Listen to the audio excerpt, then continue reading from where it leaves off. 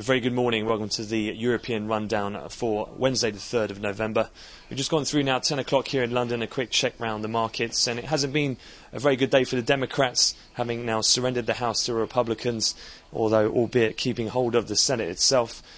In terms of market reaction to that, though, has been very muted across the asset classes overnight.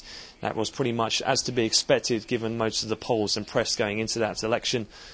Elsewhere, much of the focus, of course, is ahead of the FOMC rate decision, where it is expected that the Federal Reserve will embark on an additional $500 billion in quantitative easing. The real question mark remains on what period of time they'll conduct that, given some of the speculation that they might well go for a more measured approach, as was speculated by John Helsenrath at Wall Street Journal just last week.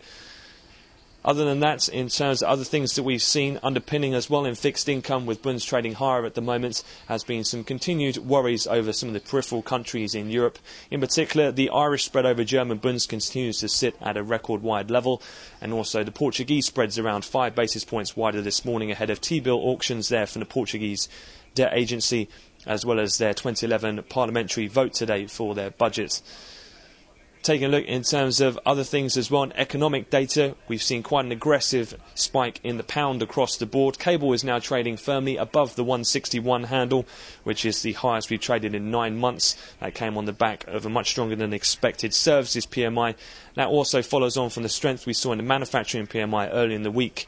And so now, ahead of the rate decision tomorrow from the Bank of England, it looks as though very much that they'll keep their QE programme on hold at 200, at least for the time being.